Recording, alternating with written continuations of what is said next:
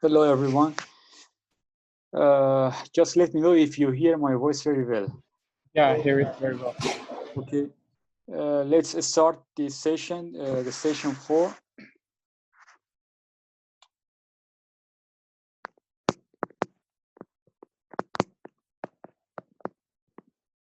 At first, I'm going to solve the one problem that I just missed in the previous session.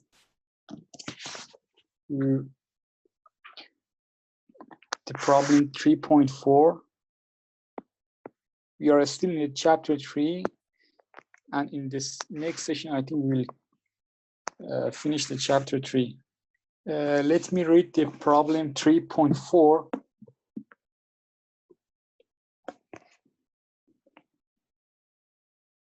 Can you see the screen? No, I only can see it.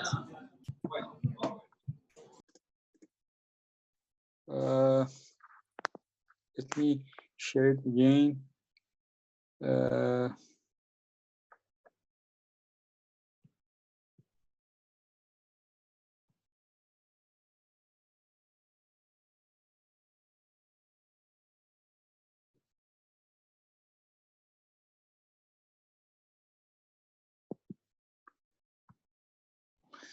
So can you see that? Yeah. Okay. Let me read the problem 3.4 and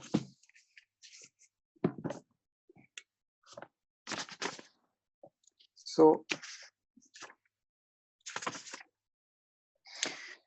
it says show that for the damp spring mass system. So we have a spring mass system. You could draw it simply as you see this in the question. When we face a mass spring damper system, you could easily draw this curve, this model. Damp mass spring system show that the peak amplitude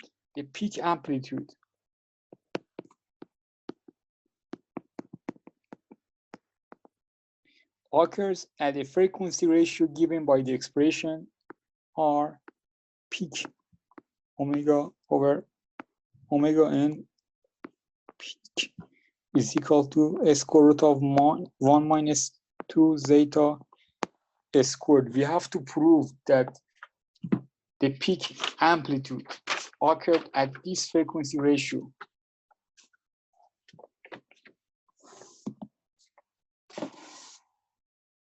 So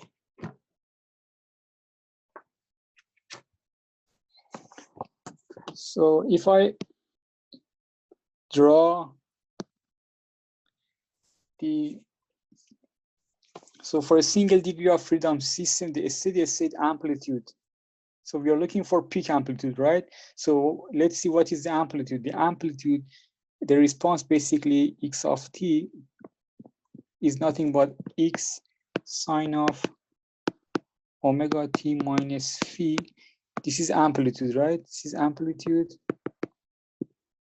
So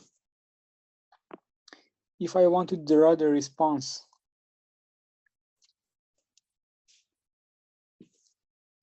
and basically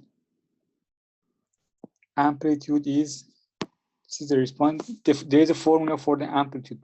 Amplitude is f0 over k over a square root of 1 minus r squared plus 2 zeta r squared. So basically here, suppose the system is excited by an external harmonic force. F of t is f naught sine of omega t. Therefore, the response x of t is nothing but capital X sine of omega t minus phi. X is amplitude, which is given by this formula. So if I draw this curve, basically if I draw x versus frequency ratio, so there is a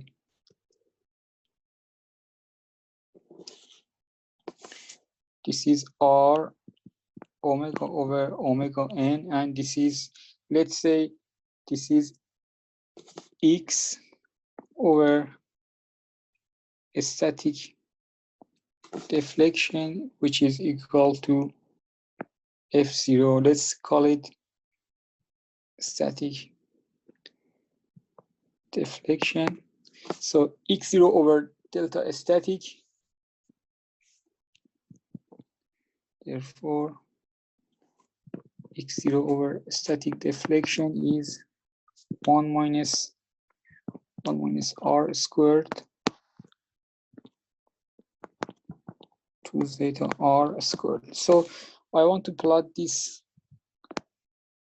here. You see the curve. If I want to draw the curve, so according to each value for zeta, we have different curve. So this is one basically, and it is started, and so this is the case that for the resonance case, if there is no any damping, this is curve zeta is equal 0. The amplitude become infinity, become max, right? So if we have the zeta in our system, if there is a zeta in our system, so we could reduce the amplitude. So let's say this is zeta is 0.05. If I increase the zeta, I have the curve like this. So let's say this is zeta 0.1. If I further increase the zeta, I have, so the yellow curve is, for example, so suppose the yellow curve is zeta 0.5 and another curve could be like this. So let's say just imagine 0.5 and another curve there is, for example, this one, there is no any peak, no peak. Zeta, for example, is 0.8. So here, for this zeta peak is here, for this zeta peak is here, for this zeta peak is here, and peak is for each zeta peak. This is the amplitude. Each curve is the amplitude, but peak amplitude occurred at a specific frequency. At a specific frequency. So here, this this specific ratio. For example, this one occurred at this frequency ratio. So we want to find for each zeta, which correspond to each curve, what is the R correspond to the peak amplitude. So in order, when we have a curve, in order to find the maximum, basically, just take it as an example, the figure, the yellow curve. If we want to find the peak, so we have to find corresponding, basically corresponding R that make the yellow curve max. So in order to, when we have a function like f of x, in order to find y max, we need to take derivative df over dx, right? D of f. So we have to take derivative in order to find extremum point, maximum or minimum. So what we have to do is just take derivative. We have the basically formula x f0 over k 1 minus r squared plus 2 zeta r squared to the power minus 1/2. So in order to find RP that gives us peak amplitude, we need to take derivative d of x with respect to dr, and then we have to make it equal to 0 and find corresponding R peak. So we have to take derivative. So when we have a function like this, when we have a function, so x is a to the power b, right? So dx over dr is b a to the power b minus 1, and then dA with respect to dr. Therefore, we take advantage of this formula for derivative and then continue our calculation as, so dx over dr is equal to 0. Then, according to the formula, we have to take derivative. This is a coefficient, f0 and k are constant. We don't do anything with this constant. And then the first part, 1 minus r squared plus 2 zeta r squared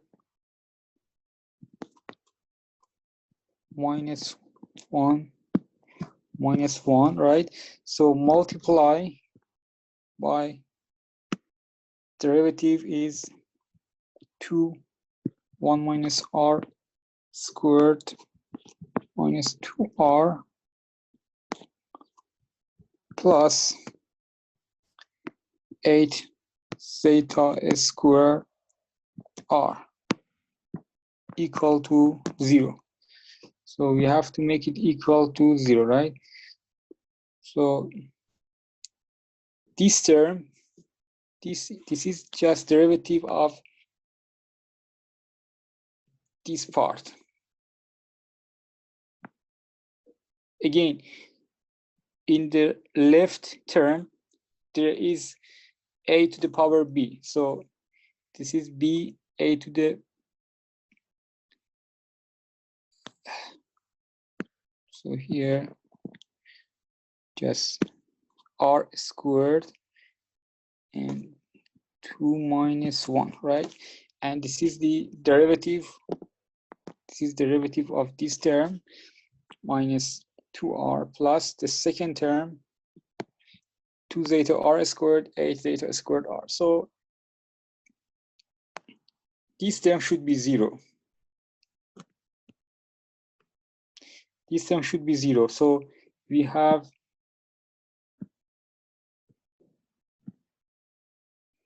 basically this term and this term, right? So the term 1 cannot be 0 because it includes 2 squared terms, but however, right hand side, the term 2 should be 0 in order to make whole line and equation equal to 0. Basically, alpha multiplied by beta is equal to 0, right? So alpha should be 0 or beta should be 0. In our case, this is beta, right? And let's say this is alpha. Alpha cannot be 0. And here, in order to make the whole equation 0, we need to make beta equal to 0. Therefore,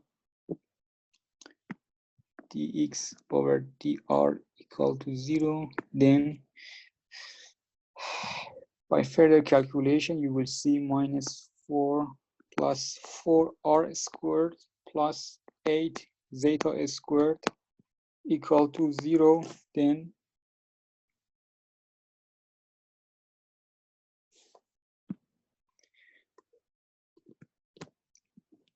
if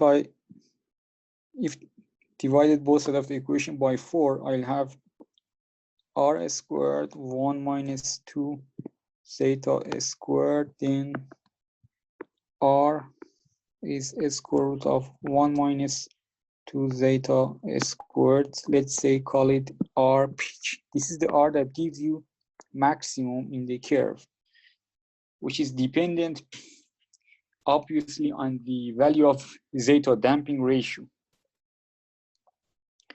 And the peak basically only define. So here you could mathematically see at which peak basically at which zeta should be basically lower or equal to 0.7 in order to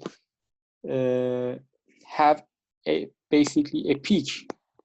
For higher value of zeta than 0.7, if you take a look at the graph, you will see that there would be no peak in our, for example, this is the red one, zeta 0.8. There is no any peak. There is just so this is the R peak, which is only valid for zeta equal or lower than 0.7. So we are done with this basically. So basically, we just take the from graph. We take the derivative of the amplitude, Yes. to find the say the peak, the maximum peak, and from that. Exactly. This is the formula for the peak amplitude. The amplitude x is just the blue term. So you have to take derivative with respect to the r in order to find the corresponding r peak. Perfect. And you said the first term cannot be 0 because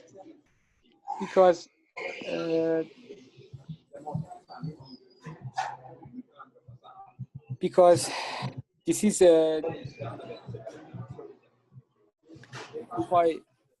because there is basically a negative power, and oh yeah, okay. yeah, that's why it cannot. Yeah. Because we can't divide by 0. It go in the denominator, right? Yeah. It will go in the denominator, and basically I should have written somehow here -3/2, and we could have beta over alpha 3/2 equal to 0. Therefore, beta should be 0,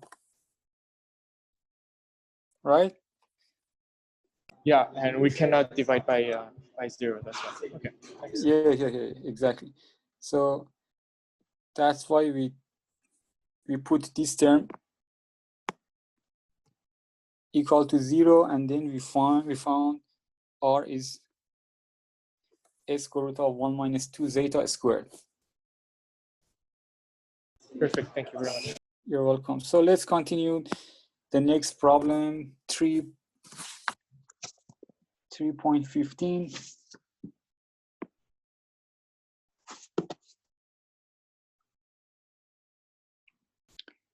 So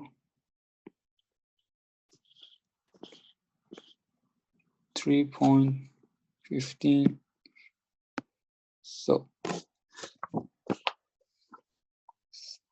So let me first read the problem, and then we will go for, okay, there is a unbalance. Unbalance is very important. You may ask for one question in the midterm.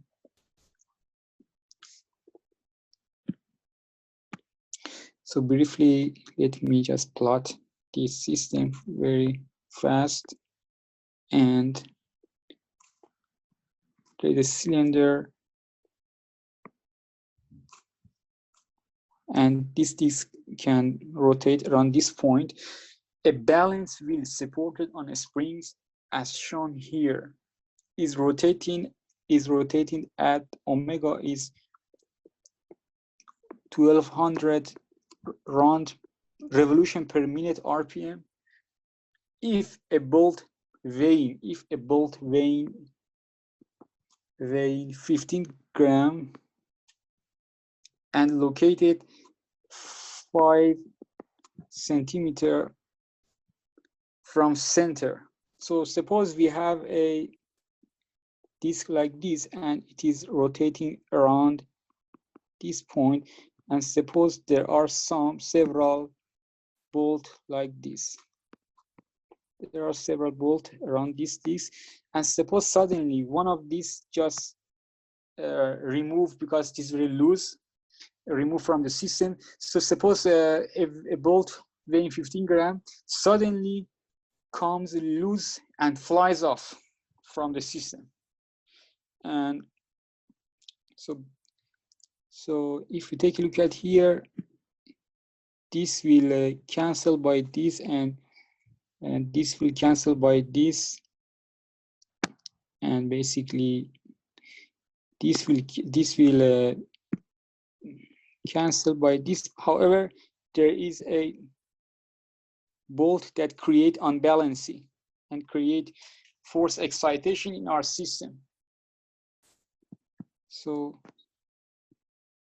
therefore we have a unbalance due to the bolt that flies off, the corresponding.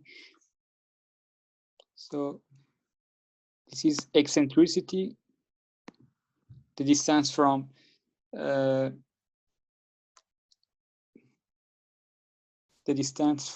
the point of rotation, m. So basically this is the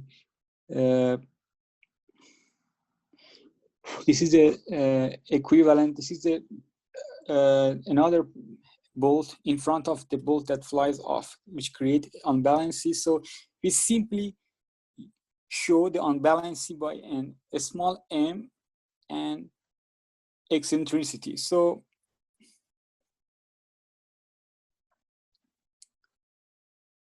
it says determine the build-up vibration. So build-up vibration, it means we have to find response of the system. Build-up vibration, it means response of the x of t. If natural frequency of the system, omega n, is 18 cycle per second, so I should have written Fn, because omega n is radian per second. Fn 18 cycle per second, it means 18 hertz, right? So natural frequency is given. So,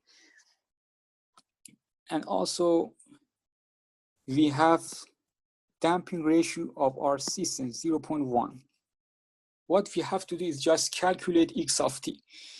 Build up vibration. Be careful when this question says suddenly lose off. You have to take care of the homogeneous or transient response as well. If it doesn't say suddenly lose off, so you could have go for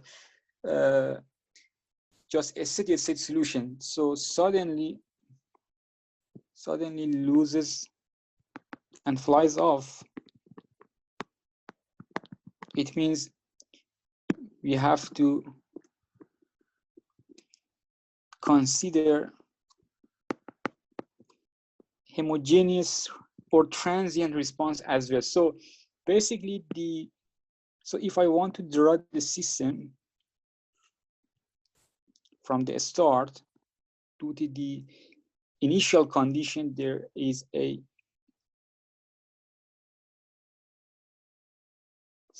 steady state, there's a transient response at first step, transient response due to the initial condition. Flies off suddenly, it means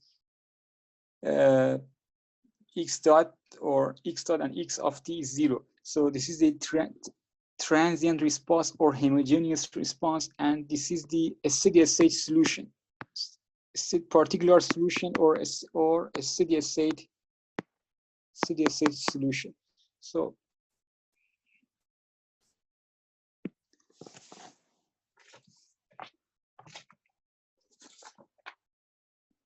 the response, basically, you know better than me that response x of t is x1 capital e to the minus zeta omega n t multiplied by sine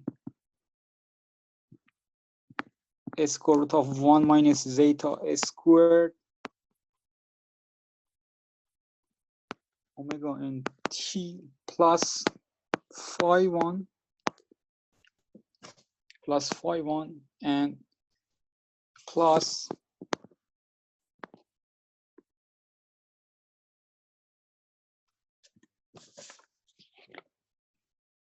m e omega s squared s square root of k minus m omega s squared plus c omega s squared multiplied by sine of omega t minus phi. So if you take a look at here, you will see that the response is multiplication of the left term, which is stand for transient response, and the right term is summation. Sorry, is summation of the two terms is the summation of steady state response and transient response. So we could easily find x of t, which we are looking for, if we have first this coefficient x1 phi 1, these two can be found from initial condition. Initial condition. Please note that phi1 has nothing to do with phase or damping. Do not make a mistake here. We just phase with respect to initial condition. However, phi here is just related to the damping. If damping is 0, there would no phi. So phi is related to the damping phase. We have phase in our system because zeta is 0.1. So in order to find the response, all you have to do is just calculating these three coefficients, phi from right hand side, the right term, phi1 and x. So if I have x1, phi1, and phi, therefore I can easily find x of t. That's it. This is the whole picture of the problem. In order to find the left x1 and phi1, we need to apply the initial condition. We need to apply the initial condition. When it says suddenly flies off, suddenly flies off, therefore x of 0 is 0, x dot of 0 is 0. This is our implication from this statement. We have to write x of 0, 0, x dot of 0 is 0. These two initial conditions will help us to find x1 and phi1. And also we have the formula for calculating phi. Phi is nothing but tangent inverse of 2 zeta r over 1 minus r squared. So we could easily find these three coefficients and then find the build-up vibration or amplitude. The rest is just mathematical calculation, and these are all implication and information you have to understand once you read the question, and then we'll go for solving this question. The rest is very easy, but we have to do some calculation. So this equation, you need to go to equation 3.2.6 in the textbook. So let's go for, before starting the calculation, let's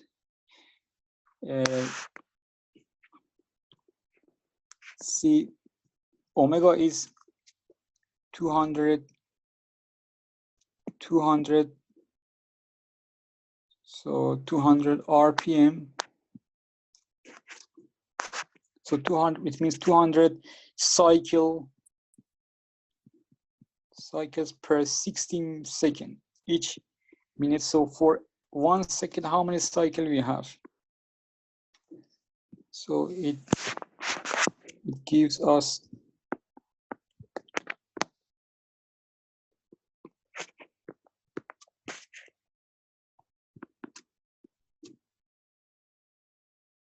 right 200 hertz.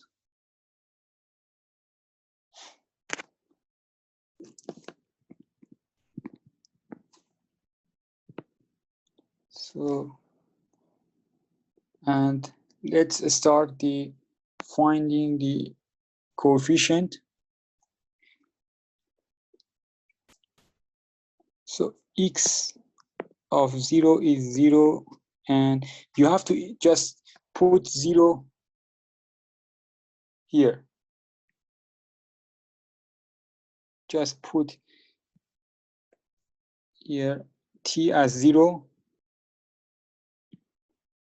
T0, and here, very easy, just put T as 0. Left hand side is 0, and right hand side you need to calculate. So this gives us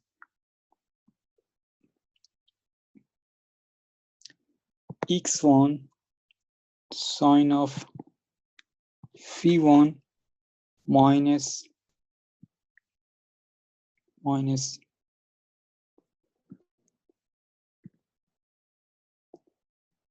m e omega squared square root of k minus m omega squared plus c omega squared sine of phi equal to 0.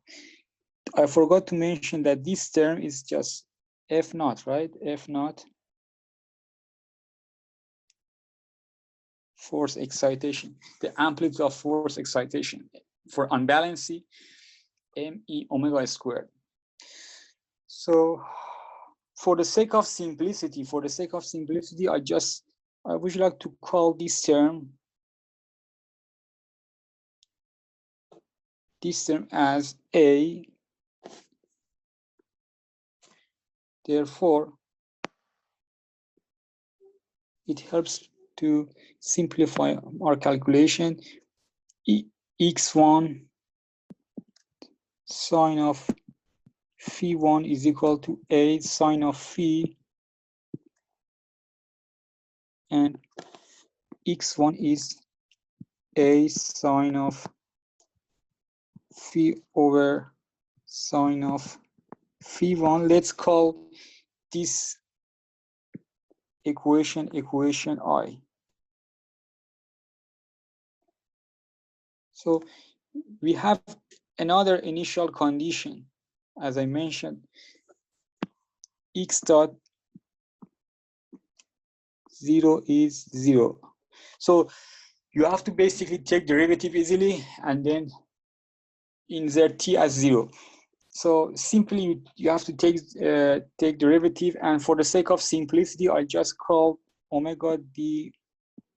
I mean, rather writing a whole expression omega and s square root of 1 minus zeta squared omega. I just want to write omega d. So if I take derivative, I'll have x dot t equal to minus zeta omega n x1 e to the minus zeta omega n sine of omega dt plus phi1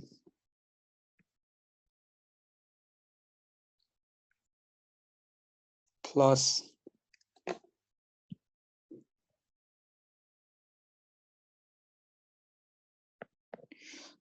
omega d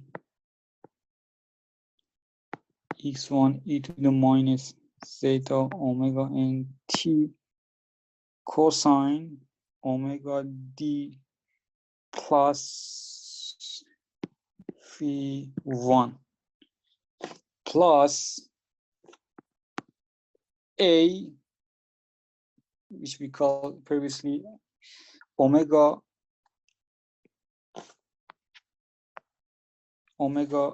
cosine omega t minus phi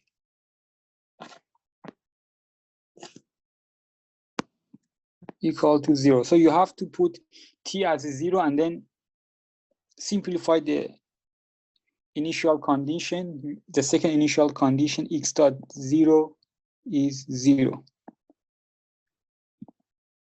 So therefore, I would have minus zeta omega n x1 sine of phi1 plus omega d x1 cosine phi1 plus a omega cosine phi equal to 0. So you could, if I call this equation 2, then from 1 basically and 2, you have to just plug in simply equation 1 into equation 2,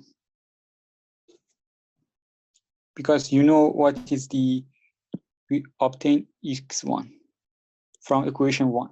If I plug in back here, I'll have zeta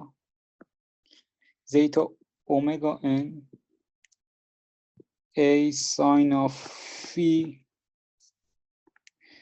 over sine of phi x, which is stand for x1, multiplied by sine phi1 plus omega d. Again, we have x1 here.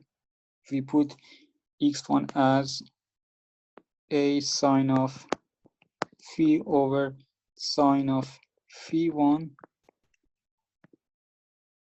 multiplied by cosine phi plus a omega cosine phi is equal to 0.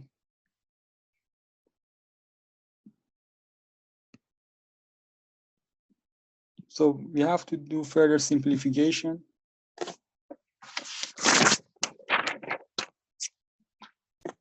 Then we reach to this point at a zeta omega n multiplied by sine of phi is equal to a omega damped natural frequency cosine phi1 sine phi plus a omega cosine phi. So if you take a look at here, you will see that there is a common term from all these three terms. A, you could easily cancel it off from both sides of the equation. A, and A. So therefore cotangent phi1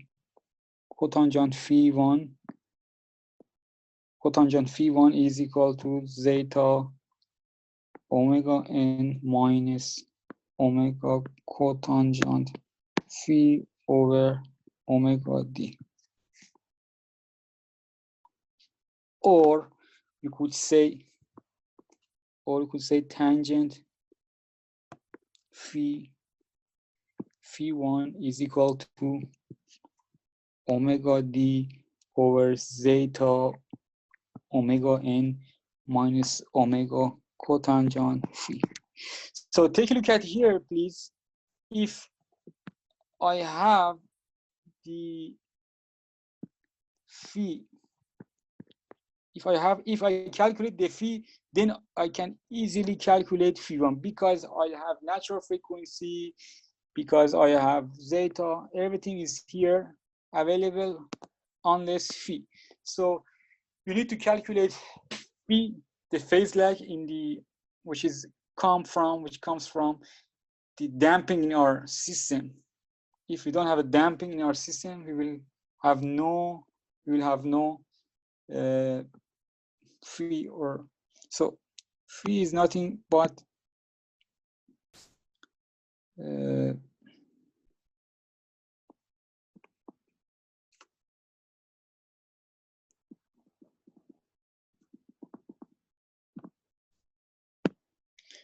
tangent phi is 2 zeta r1 minus r squared. So we have everything. We have zeta, and we have to calculate a frequency ratio before calculating phi. Frequency ratio is omega over omega n. Omega is given. Omega is basically, we calculate it as 200 hertz, so 2 pi f over 2 pi fn. So 2 pi multiplied by 20, which we calculate above, divided by given natural frequency, which is given 18 hertz. So this is basically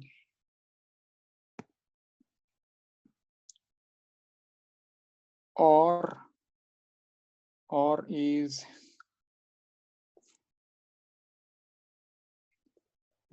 10/9. So 10/9 is 10/9. So it's just 1 minus 1, 1. So I have R, I have zeta, then I can easily find phi. Tangent phi is 2 zeta. Zeta is given. Frequency ratio 10/9. 1 minus frequency ratio, which is equal to, you have to be careful for calculating the phi. Either you have to use radian or degree. So here would you like to go for radian, minus 0.947 radian, right? Radian. So then phi is simply tangent inverse of minus 0.9474, which is equal to minus 0.7583 radian. So I have phi. So here, if you take a look at here, I calculated the phi. I can calculate the phi1, and then I have x1. I can easily calculate build-up vibration or response of the system.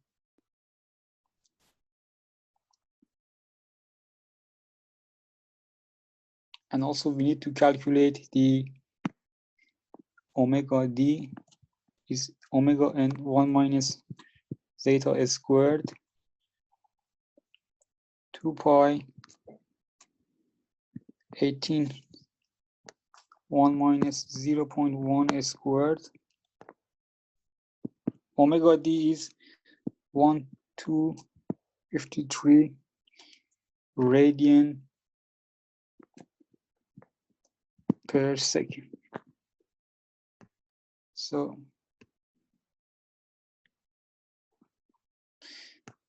we have everything to calculate phi1. So tangent phi1 is 36 pi square root of 1 minus zeta of 1 squared. This is omega d. We already obtained omega d.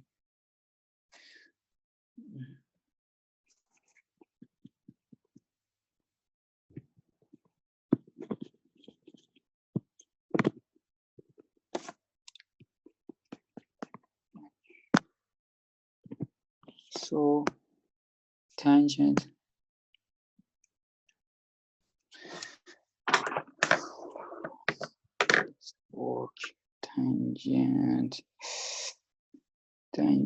phi1 is omega d. We already obtained 100/253 over 0. Zeta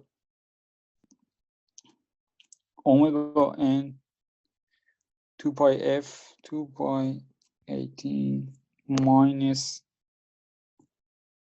omega 2 pi f multiply cotangent phi cotangent minus 0.7583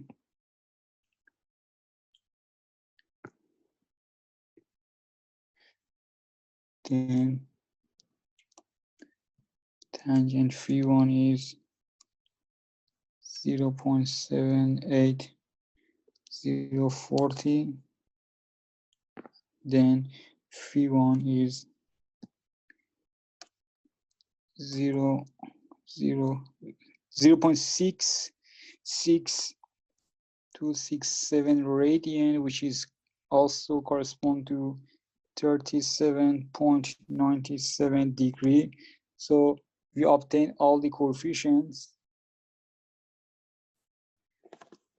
and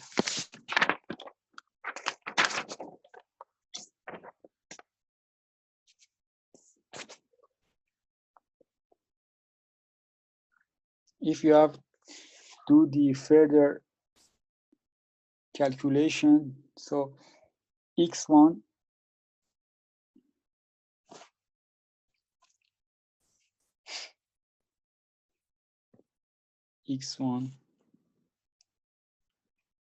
a1 sine phi over sine phi1, which is equal to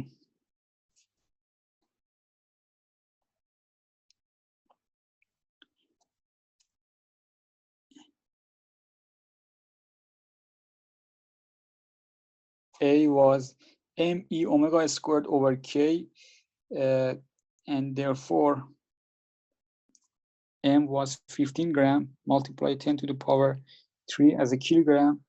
E was eccentricity 5 centimeter, multiplied by 10 to the power minus 2, me omega squared. Omega squared is 2 pi 20 squared over k. You could use another formula, k over 1 minus, you could use either k minus m omega squared plus c omega squared, or simply you could use k multiplied by 1 minus r squared plus 2 zeta r squared multiplied by sine of phi minus 45 degree or radian. So sine of 37.97 degree. So therefore, which is equal to 0.963 over k. We don't have k. We don't have any information regarding the stiffness, unfortunately. Just leave it like k as an unknown parameter. So multiply by minus 1.1178. This is Rx basically here. And the response then, finally, the build-up vibration or response would be 1.024 over k. We don't have k, just leave it like this. E to the minus 3.6 pi t sine of 112 omega d 112.53 t plus 0.6627 radian plus 0.916 sine of 40 pi t plus 0.783. So this is the build-up vibration basically.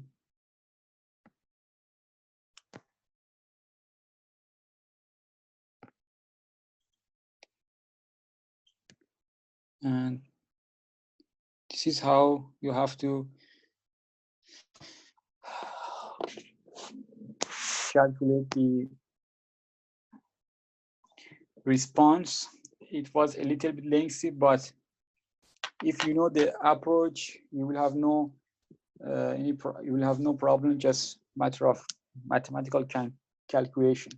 So if you have a specific question regarding this problem, you may ask me now.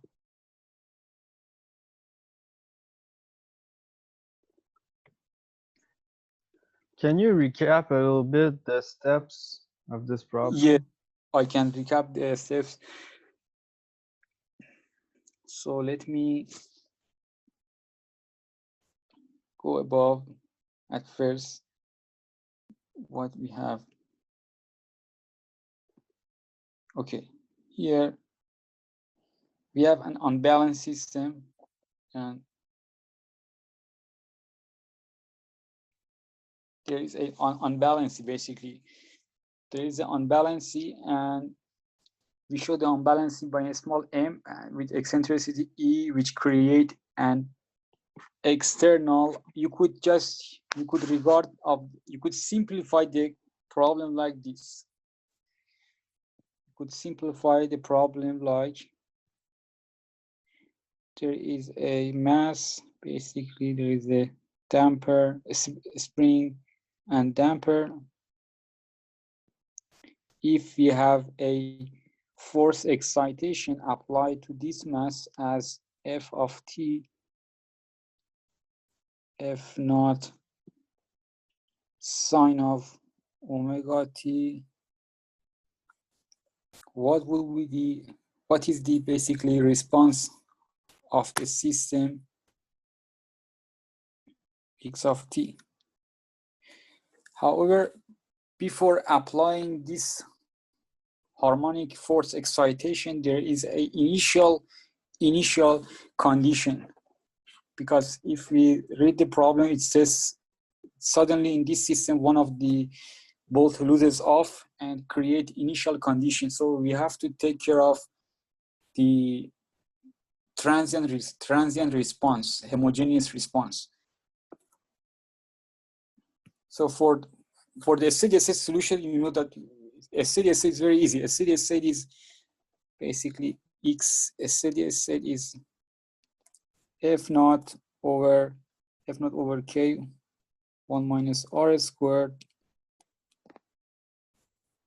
plus 2 zeta r squared sine of omega t minus phi. This is a steady state solution, and we have the formula for phi, and f naught for unbalanced is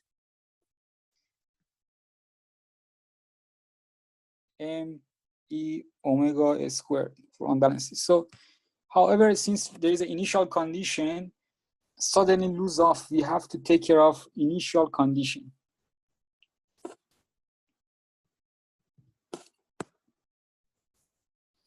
So here, this is a response, transient response and or homogeneous response, and there is a steady state solution. So we are looking for the whole, basically, response x of t, and we know the formula, the transient formula, you know better than me, for the free oscillation, free vibration. If you apply initial condition, this is the formula for transient response, force, free vibration. You could either take advantage of a sine omega n plus b cosine omega n, or you could use one term x1 and phi1. So this is the formula for transient response, free oscillation, and this is the formula for force oscillation, the steady state solution. So we have to take summation. You could easily find the response. Basically, we are asked to find build-up vibration, or what is the displacement response of the system. So this is a formula. All you have to do is just calculating these two coefficients, x1 and phi1, are dependent to the only initial condition, and phi here is for the force excitation. We need to find it from the formula. So initial condition, you have to write x of 0. It's very important. Basically, these two are very, very important, because it is indirectly says that suddenly lose off, you have to notice that x of z is 0, x dot of t at t0 is 0. So by applying these two initial conditions in the main equation here, x, you could easily find x1 and phi1. Basically, we obtain x1 here. We use a because writing this term several times too lengthy and take time. We just call it A for the sake of simplicity. We further simplify the calculation and we take derivative to find x dot t and then apply the initial condition x dot 0 is 0. And I further simplify and I reach at the end to this equation. Cotangent of phi or tangent of phi1 is omega d over zeta omega n minus omega cotangent phi. So I have to find phi basically from the formula of force vibration, which is given in the formula sheet. You have this formula. Zeta is given 0.1 R. You could easily calculate. R is omega over omega. Omega is directly given to you. You understand? Omega is directly 18 cycle per second. So, and also it says that the balance wheel is rotating at 1200 RPM. You could easily find omega and omega, and you could easily find frequency ratio. And then by having frequency ratio and zeta, you could easily find phi, the phase lag between the input and output in force vibration. You could easily find, either you could take advantage, you could regulate your calculated in degree or radian, but you have to continue with one of them. Do not change it. For example, radian, and you have to go for radian for all the terms and calculate phi and omega. Also phi1 can be calculated, and then just you have to plug in back into our main equation, and this basically, this is our response. The left term is homogeneous or transient response, and the right term is a steady state solution.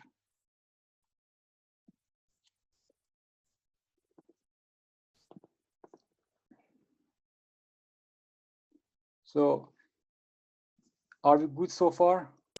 Yes, thank you. Okay, you're welcome. Let's go for next problem. 3.21. 3.21.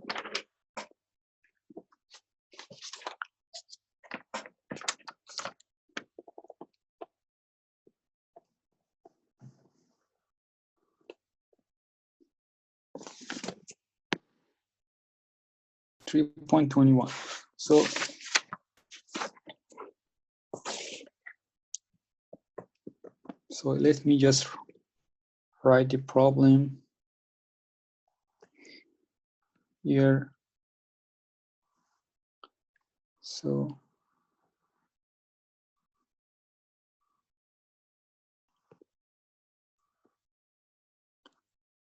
W velocity V, spring K,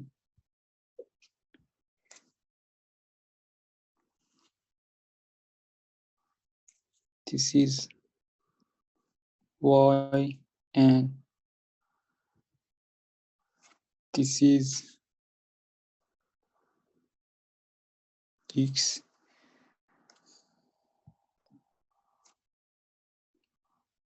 So it says the spring of an automobile trailer are compressed 10.16 centimeter under its weight.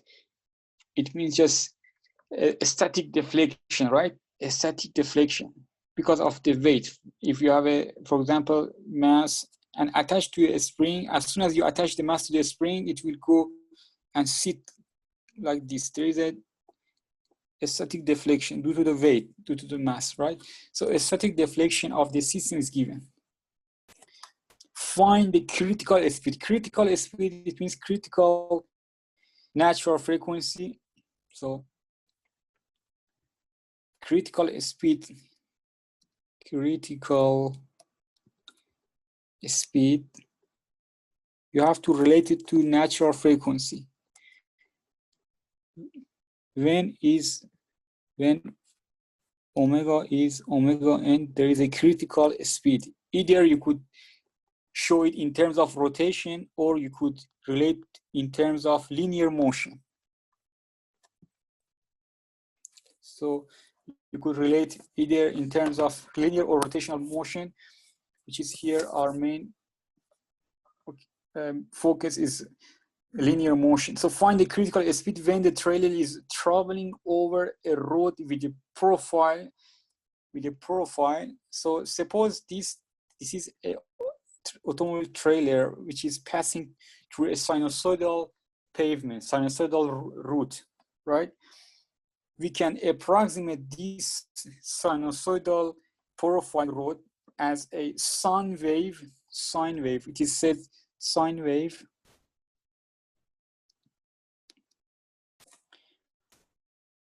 amplitude of 7.62 and wavelengths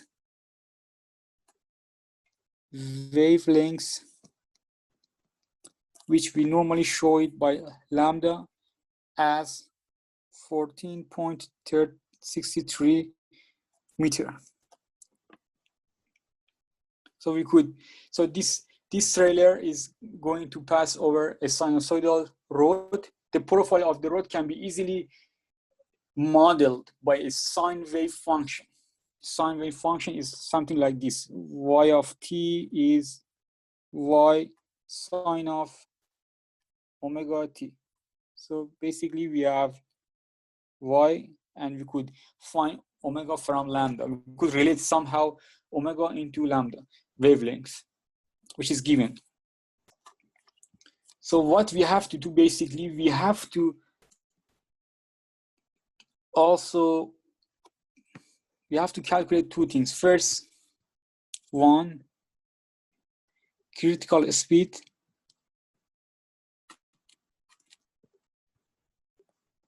And part two, we have to find amplitude of vibration.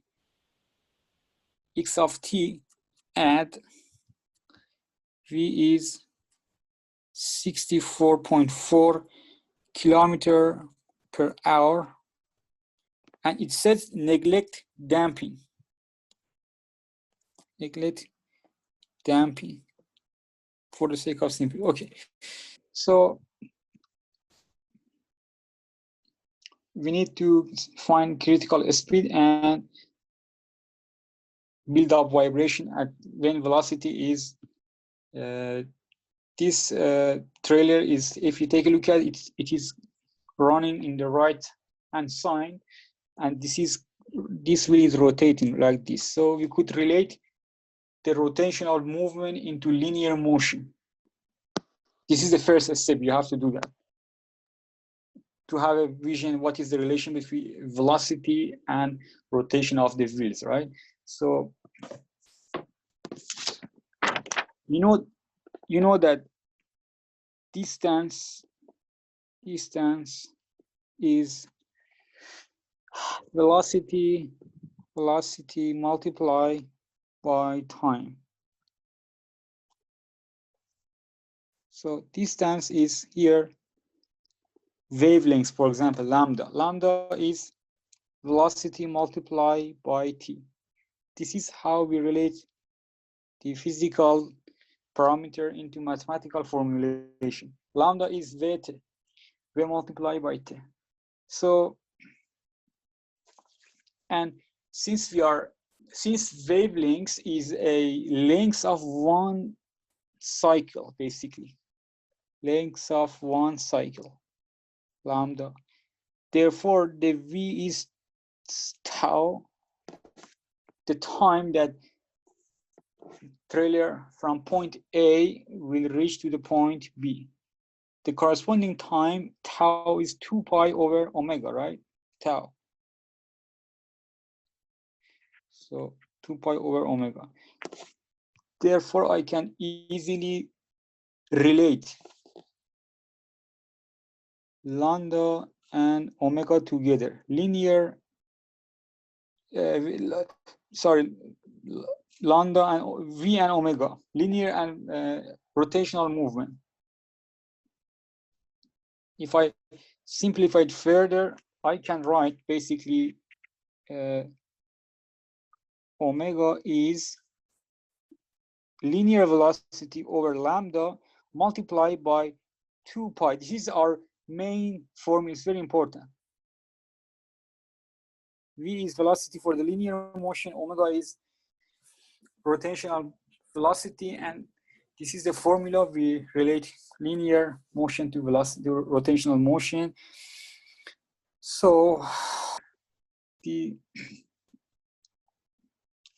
profile or base excitation, there is a base excitation to the system by the profile.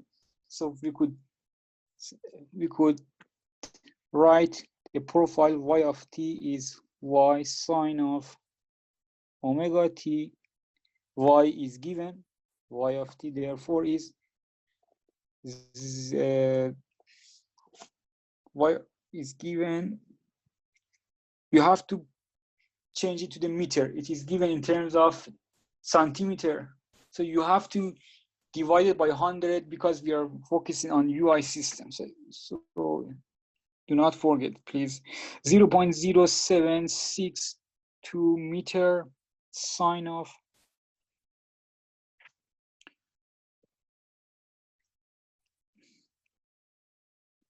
omega t. So omega, as I said, is v lambda 2 pi. So lambda is given to us. So v lambda is given 1463 2 pi. Therefore, omega is simply 0.43 v linear motion.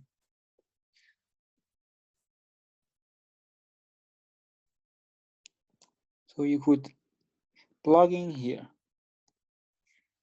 Therefore, profile of the system of the rod is y of t is 0.72 sine of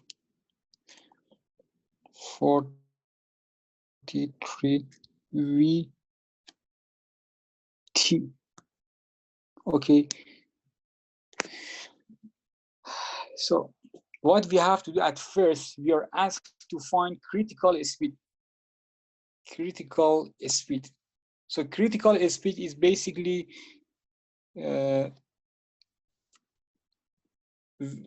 because we have omega is 0.43 v. If I calculate omega n, then v would be vn, or critical speed. That's it. It's very simple. So how can I find omega n? Basically, omega n is okay. So Yasin and Vincent, I would like to ask you, how can I find basically the natural frequency of the system, of the trailer? Trailer can be modeled by a simple mass, a spring, and a wheel, which is try to pass over a sinusoidal road. So how can I find natural frequency of this trailer? It's not the K over M root. Okay, very good. So Vincent, K omega n, yes, omega n is K over M. So basically, I have neither K nor M. So what should I do, Vincent?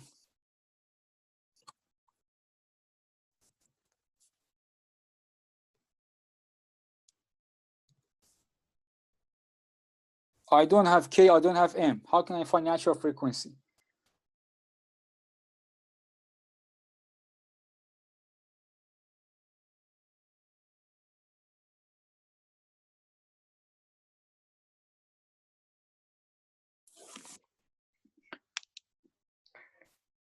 The damping ratio, but there's no Damping. Use the amplitude formula. Damping is neglecting. There is no any damping. Damping is just set 0. Can we use the amplitude formula? Pardon? The amplitude. Can we use the amplitude? Amplitude? Yeah. So suppose we we have a mass. As soon as you attach to the mass in any spring, it will sit and stay stationary at a specific point, right?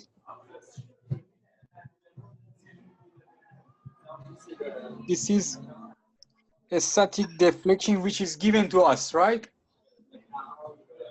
So if I plot free body diagram for this mass, basically there is a mg and there is a k delta static, right?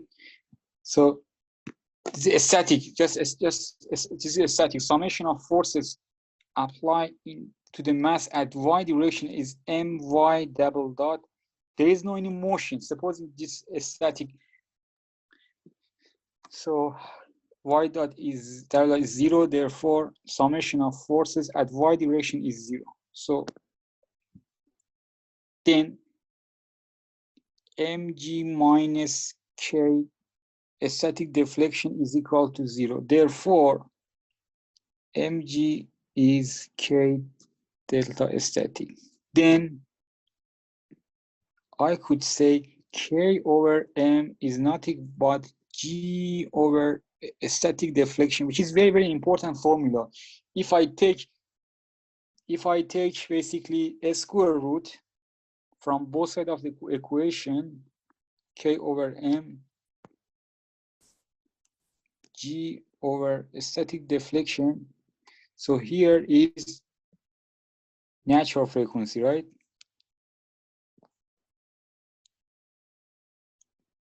So you could use this formula. So g over static deflection, square root of g over static deflection is natural frequency. So it's very, very, very important formula. You have to know it. So here we were trying to find critical speed. So if I have omega n, I would have critical speed. Therefore, I can easily find the critical speed omega n. Omega is 0.43 and v, and omega n therefore is 0.43 v, and v critical or vn is omega n over 43. Omega n is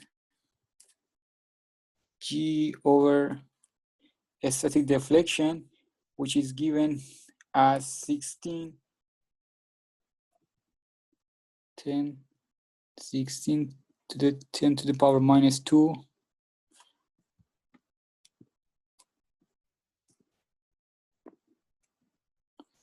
So V critical is 22.84 meter per second. This is the critical speed. In the second part, we have to find amplitude of vibration when V is given. So basically, there is this mass, and there is a spring, and there is a wheel. So it is passing over a sinusoidal wave. It is as if we have a mass attached to a spring, and we are basically simply excite base by an sinusoidal motion, and we have to see what would be the amplitude of vibration. This is similar to base excitation. Why? So I just simplified this problem by its system mass over K. So for a base excitation, we have the formula X over response over excitation, X over Y, output over input, is nothing but 1 plus 2 zeta R squared over 1 minus R squared plus 2 zeta R squared. It says there is no any damping and neglect damping. So you could simply make zeta 0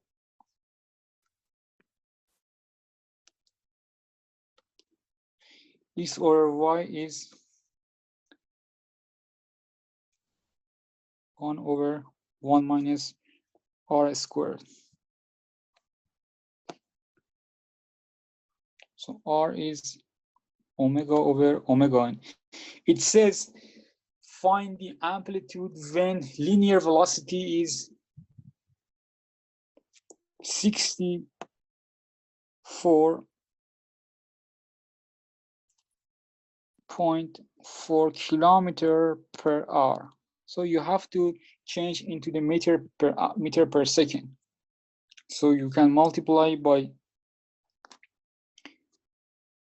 so each kilometer is 1,000 meter, and also each hour consists of 60 minutes, and each minute is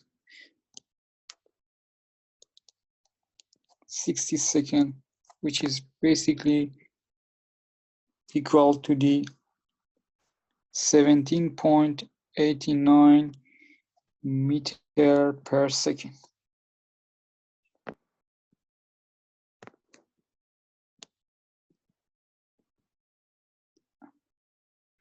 So we have V, we could easily find corresponding omega because we have a formula, omega is 0.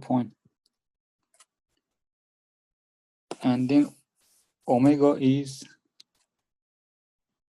7.69 radian per second. On the other hand, we have omega n as 9.82 radian per second we obtain. Therefore, we could easily find frequency ratio as omega over omega n.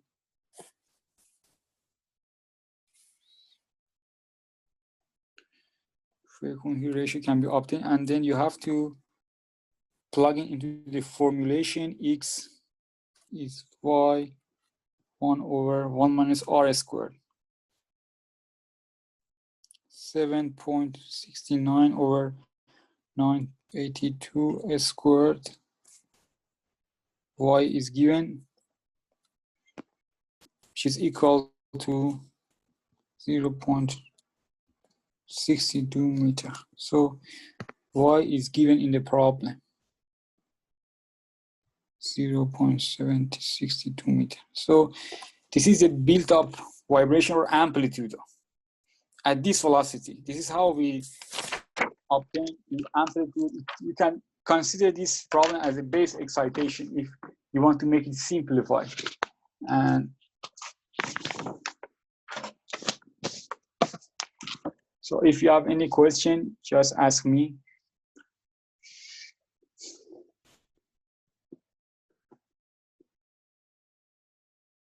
Otherwise, we will go for next problem, 3.24. 3.24, vibration isolation is very, very important. You will be definitely asked in the meter, vibration isolation.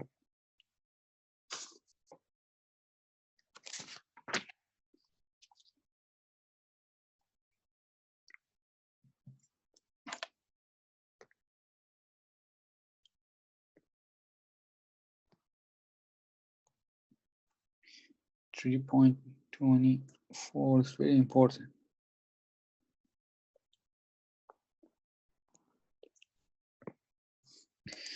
So let me read the problem.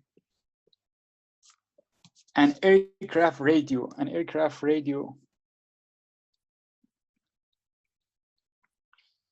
weighing 106.75 Newton is to be isolated from engine vibration ranging from frequencies from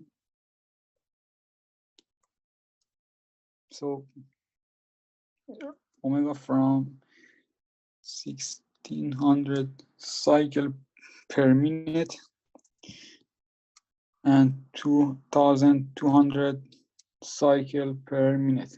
So it says what statistical deflection must be isolator have for 85%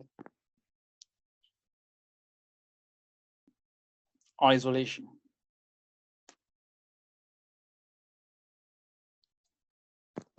So several important things here. So you have to basically design an isolator for this radio. Suppose we have a system, there is a mass and there is a base. So base is subjected to vibration, right? This vibration can rise from unbalancing, come from the unbalance in the engine. So you have to use somehow an isolator. So for example, rubber-like material can be used as a isolator. So we could simply show any isolator by an mass and damper. Basically, the response of the system X is dependent on the response of the base. Base is Y, right? So basically, we are isolating mass from the base. So you know the formula, X over Y, as we saw here, 1 plus 2 zeta R squared over 1 minus R squared, S squared plus 2 zeta R squared. So X over I is transmissibility. So it is very, very, very important to understand that the transmissibility ratio plus basically isolation ratio is 100%. So the question may ask for 85% isolation. It could have said, just give me 15% transmissibility. So do not make a mistake, because students in the previous semester, I noticed they usually made a mistake in the exams. So you could design this isolator, and the question may ask, I need, for example, you have to design in a way that to provide either 85% isolation, it means 15% transmissibility. There is no any difference. So you are not supposed to write this formula and then write 85%. So this is wrong. So be careful, very, very careful here. So, or it could have said, design this isolator in order to have 15% transmissibility, you have to use 15 over 100 for X over Y. So basically, there is a radio I just showed with an M, and there is an isolator. We use an isolator in order to reduce vibration being transferred to the mass. So that's why we use isolator, to isolate vibration from the base and prevent the vibration from reaching to the mass. So, and the omega, the vibration and the frequency of force excitation is just between these two values, and we need to find a static deflection for this radio, because as soon as you put any mass, so this is isolator, considered as a rubber, for example, isolator. You could use it as a rubber, for example.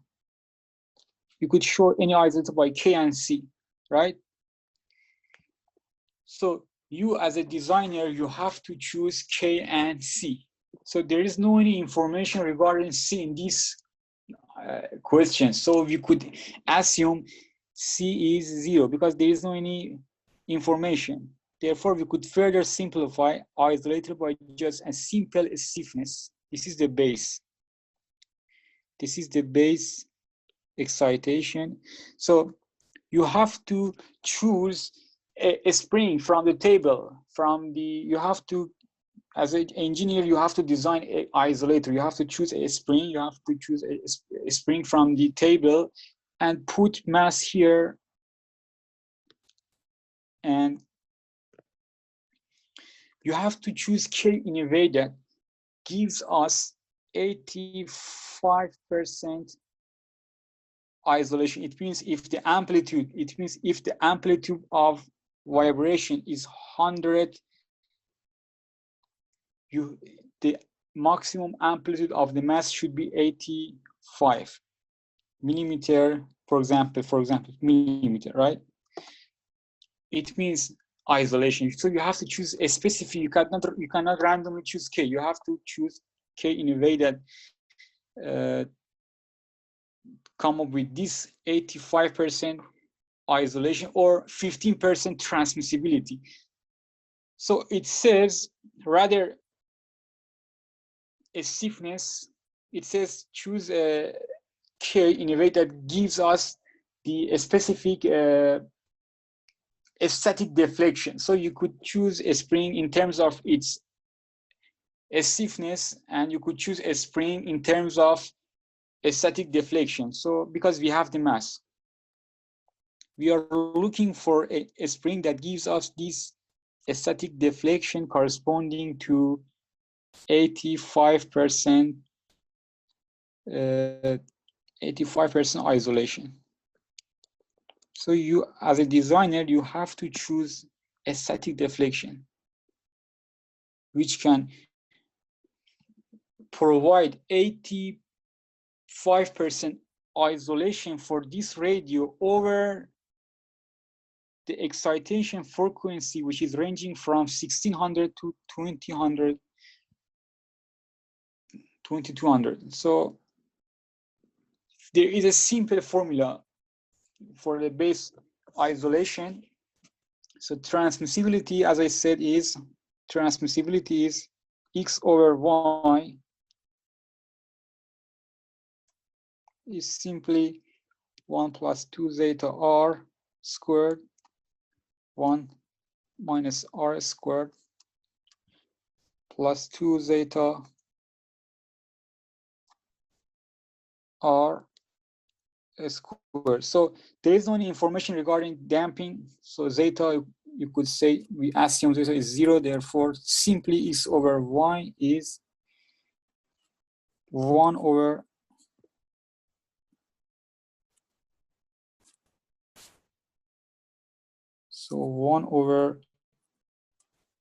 R squared minus 1. So there is a magnitude. So you have to remove any minus. So this is equal to, it's very important here, 15% rather 85, because this transmissibility. 15% transmissibility can be translated as 85% isolation. So it's very important. So we have to find a static deflection. Therefore,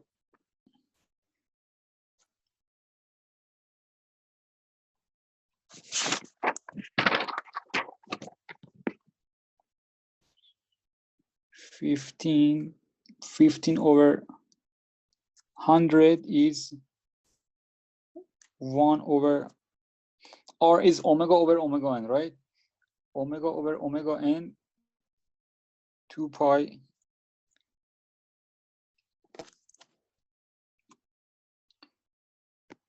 as I said in the previous problem, R is omega over omega n is omega over either K over M or G over static deflection. We are looking for a static deflection. So omega also is given. Omega is given. There is a range for omega. So let's just go for 2 pi f omega over omega n. So here is r squared. So r squared 2 pi f squared divided by basically omega n g over static deflection. So this is the transmissibility equation. There's a -1 here. So let me write it again. 15% is 1 over 2 pi f squared static deflection over g. G is 9.81 minus 1. So there is a -1 here. -1 here. Okay. So if you manipulate the equation, the static deflection is, so you have to solve this equation for a static deflection here. So you have to solve for a static deflection, but if I insert the lower frequency here, if I insert the lower frequency here, the static deflection corresponding to lower frequency range is 2.68 millimeter.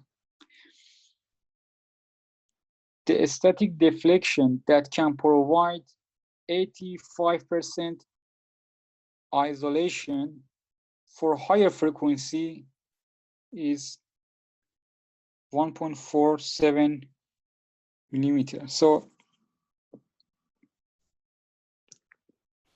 it is for 600 cycle per second, cycle per minute, or 26 hertz. And this is correspond to 2200 cycle per minute or 36.66 hertz. It says that for low frequency, for 1600 cycle per minute, we need to choose a spring that if we put the radio over it, it will give us 2.68 millimeter static deflection. But for providing 85% isolation for higher frequency of 2200 cycle per minute, we have to choose a spring that if we put a radio on it, it gives us this static deflection. So we have two options. We have to choose one of these springs that not only can work for lower frequency, but also can work for higher frequency and can give us 85% isolation for whole range of this force excitation frequency. So in your opinion, so what kind of, which one I should choose from the table? Which spring I should choose? I should spring that gives us 2.6 millimeter static deflection, or I have to choose a spring that gives me 1.4 millimeter static deflection if I put a radio on it. So which one I should choose, in your opinion? We have to define at this stage the static deflection that gives us that can give us 85% isolation.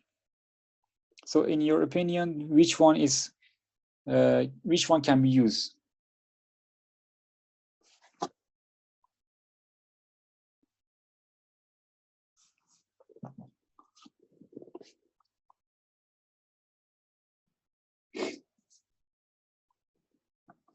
So do you have any idea?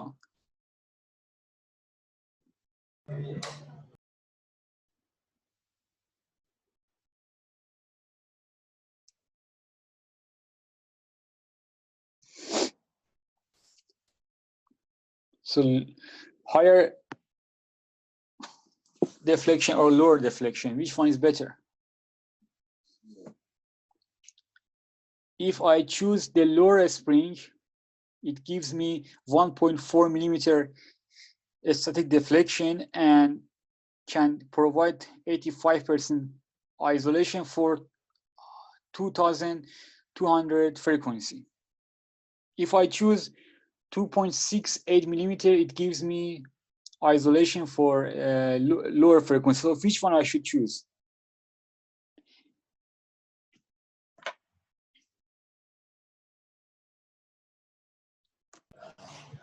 The lower one. Why? With the 2.68.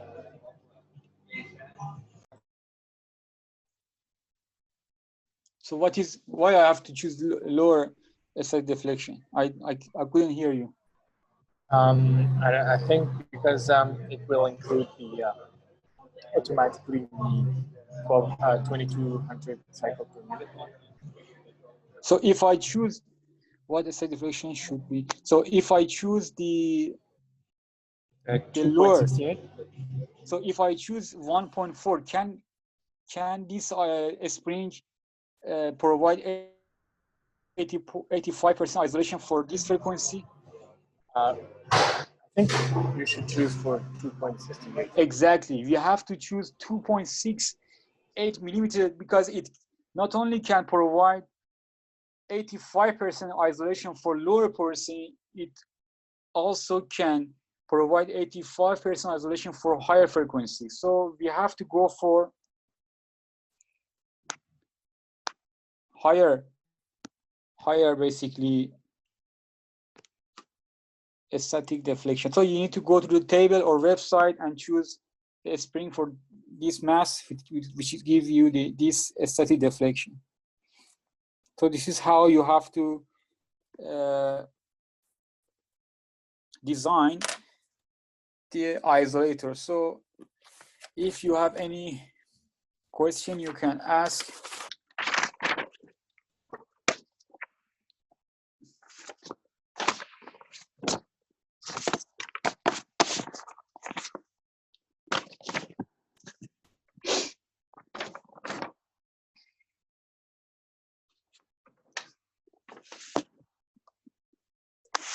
It's 28.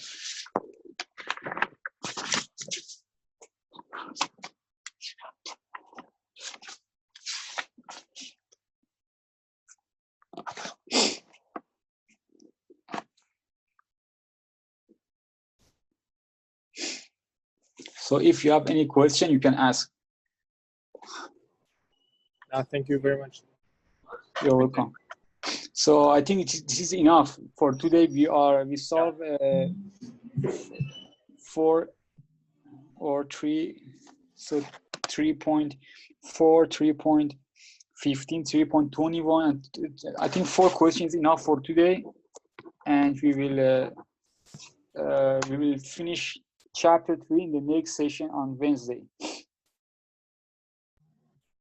Perfect. Thank you. You're welcome.